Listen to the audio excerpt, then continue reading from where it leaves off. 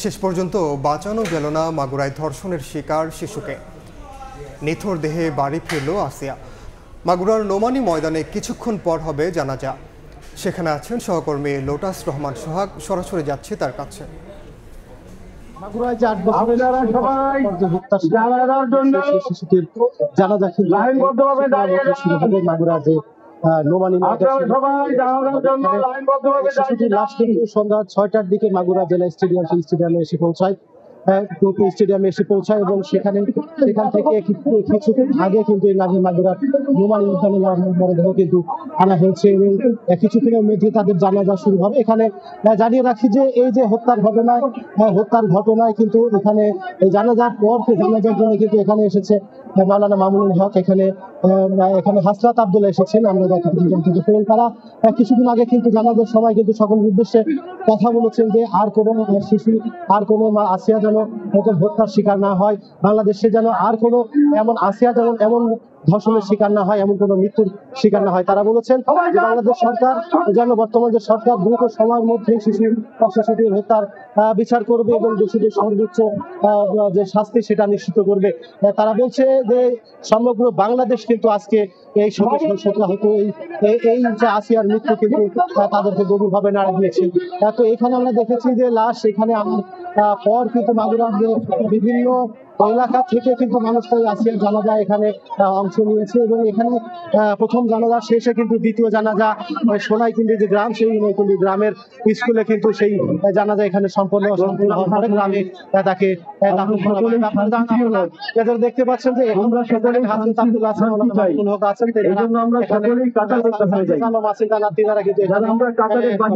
এখানে কিন্তু তারা অংশ নিবেন এবং এখান থেকে তারপরে তাকে জানাজা তাকে দাফন করা হবে গ্রামের যে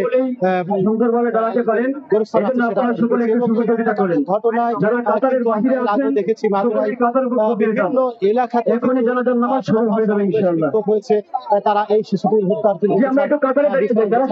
দাবি করেছে, বিচার চেয়েছেন।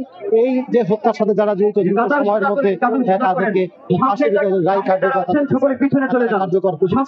থাকবে না। আমরা যেটা দেখতে পাচ্ছি যে এইখন কিছুক্ষণের মধ্যে এখানে জানাজা শুরু হবে, দাফন করা হবে। তো এই ছিল যে জানাজা, সেই জানাজা চলছে তার সর্বশেষ। আপনারা ডানে বামে চলে যান। আপনারা যেহেতু আসছেন এক শোক সংবাদ শুনে, তার কল্যাণ আপনারা সকলেই চান, তার পরিবারের সকলের কল্যাণ চান, এই জন্য সকলেই আপনারা পিছনে চলে যাবেন।